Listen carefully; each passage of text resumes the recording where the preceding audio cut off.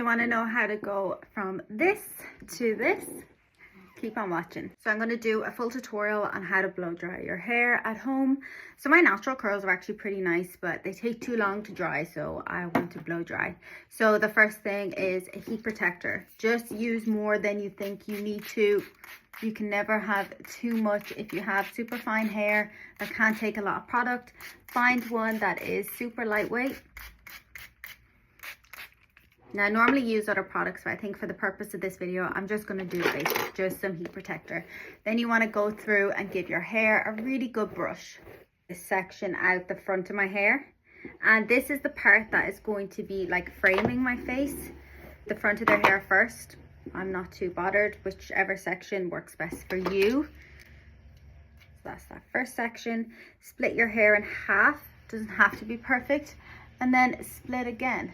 Kind of from the top of your ear around to the back. So that's 1, 2, 3. Then same on this side. Okay. And then we're going to clip this away just to keep it out of the way. We're going to start with this section. So while I'm actually blow drying, I'm going to do it as a voiceover. I made a mistake. I need to dry off my hair first. I jumped ahead. The front section is okay, but you want to go in and actually dry off your hair a bit first and then go back and do all that sectioning. So I've dried my hair till it's about 80% dry, and I'm going to go ahead and start blow drying and just do the voiceover over. So enjoy. So I'm going to try explain this the best I can because it's a voiceover.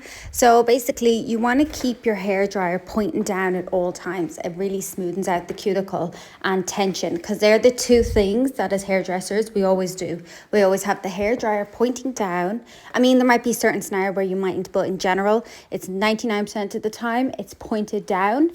And you're pulling a lot of tension. Like, you'll always feel like if you go to the hairdressers today and you feel the way they're pulling tension on your hair, that's to really smoothen out your hair. Because you can see the ends of my hair. Like, I probably need about 2 inches off my hair, but I'm just not ready to let go of it just yet. But I think I will before the end of the year. But you just need to pull the tension, and that's how you get the ends so much smoother. You see here, as I'm pulling out the brush, I'm pulling it in the direction of the curl, and it's helping to keep all that tension in. So sometimes you think you're done with your hair and it might feel dry. You need to go back over it maybe just 2 or 3 times more. And the ends of your hair always need an extra bit of tension, an extra bit of heat on it, and this is why I emphasize so much to use a heat protector. So in the salon, when I'm doing someone's hair, what I generally use, everyone's different because I have different products. I use a detangler spray because that always makes it so much easier, because your hair is very fragile when it's wet. Then after this detangle spray, I will use a heat protector. After the heat protector, I use a variety of products. So sometimes I might use a volume spray, I might use a mousse, I might use the Color Wow. They have a quick hair drying spray, which I think helps, especially if someone has like a lot of extensions. And then they also have the Dream Coat, which I tend to use on quite a lot of people because I think it just makes the blow dry last a little bit longer and keep it a little bit smoother.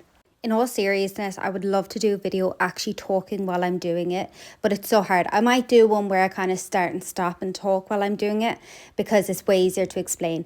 But it is one of those skills that you actually just have to continue trying to do yourself. Like, you need to blow dry your hair and just not have it look great or feel like you're using too much heat. Just use extra heat protector and use a treatment the following week. But you just need to keep trying, because I even know for myself, if I don't do it for a couple of weeks and then I go to blow dry my hair, I'm not really sure what I'm doing again. It's like awkward. And as well, I can never do the same blow dry on myself that I can do on a client. Like, if I do a curly blow dry on a client, like, it's always that bit bouncier, a bit more volume because it's held better. And finding a brush that works for you. This brush is a Hedgehog one. It's pretty cheap, to be honest with you, but the GHD brushes for blow drying tend to be one of the better ones, I think. But look into different brushes that you can use. I know this is going to sound like the most elitist thing that I can say ever, but a Dyson works good for me because it is smaller and it fits better in my hands. There is other ones that are half the price or even less, but even just like getting a hairdryer that works better for you makes it 10 times easier. But bear in mind, I am a hairdresser, so this is actually part of my job, and that's why I have a Dyson, because I use it in work all the time and it just works the best for me.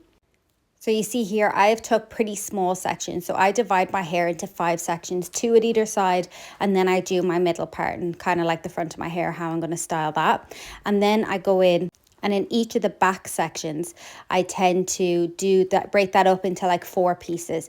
If I wanted it a lot curlier, I would do more pieces. I would break it into like 6 or 7. Like little, see how small this section is? I would do every section that small if I wanted it a bit curlier. When I get to the top of the head, if I'm looking for more volume, I will tend to pull it away from my hair, and sometimes blowing your hair in the opposite direction to the way that you're letting it fall tends to create a lot more volume. But like I said, you can literally see the ends of my hair, how it looks like they need a good trim. And this process will be so much easier. But actually, I think I'm going through a little bit of an issue with my hair at the moment, and I do need to start taking care of it. So I've started taking my vitamins and doing my hair oiling more consistently, because that is actually just the key, the hair oiling. But you can see how I'm pulling up, and it brings up the hair, brings up the volume in it. Sorry, I'm getting a bit tongue twisted there. And I kind of pull it out. Like, you're going to feel a little bit of tension. But as I pulled it out here, you'll see I realize I need to go back over. It doesn't feel fully dry. And sometimes your hair feels dry, but take it out of the brush, run your fingers through, because you can always twist it back into a curl with your finger. But sometimes it just needs an extra few seconds on my hair. This is when I realized, looking at it, I was like, oh, I just need to like smile a bit. I'm looking so serious the whole way through this video, so sorry for that. I always like to do a blow dry. I kind of wash my hair and then I'll leave it dry in the towel a bit, just so I'm using less heat. But yeah, so normally when I'm doing my own hair, the actual products that I would use is a heat protector, and I brush that out, because I tend to brush my hair normally when I'm in the shower with conditioner on, and it tends to keep a bit more volume, or keep it a bit smoother. And then I use the Dream Coat, but I just use heat protector just to keep this simple. So for my front parting, I basically blow dry down, down, down, and then I try to blow dry fully back, but I think I had a little bit too much out here at the front, as it's kind of growing out in kind of different layers. So I took it to the side just to add a little bit of a curl into it. You see I brushed it out, and then I just popped the front of my hair into a roller. Yeah, so it's growing out, it's doing its thing. We're letting it be. I'm so warm after that. I did make a few sections too big over here because I started to sweat a little. But I'm going to do a voiceover for this side. I want to do like a beachy curl tutorial as well. So I need to grab all my brushes. I have one brush at home and all the rest are in the salon. So I keep saying I'll bring some home, or I'll pop over to the salon suppliers and get some more for home. But if you know anything about blow dry brushes, like when you get them from the salon suppliers, they're so expensive. So there's like a part of me that to just go out and buy a few more, I just can't justify.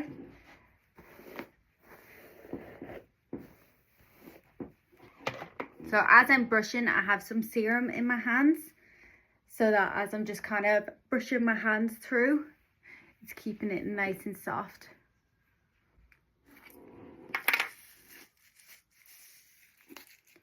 The front of my hair is still growing out, so it's a little bit hit and miss every time I blow dry it, to be honest with you. But today, I think it's a hit. Woohoo! Could do probably just fluffing over the ends a little.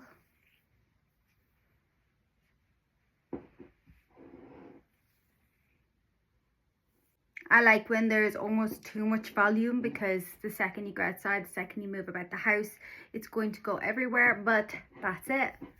It literally took me 25 minutes to blow dry my hair. But if your hair doesn't hold much volume, you could put it in a roller after every curl. I was going to do it, but then I didn't. But yeah, let me know what you think in the comments. I'm just going to end the video there because I am starving. I need to go have some breakfast. But thanks for watching. Let me know what you think, and any other hairstyles you want me to show you how to do, comment below.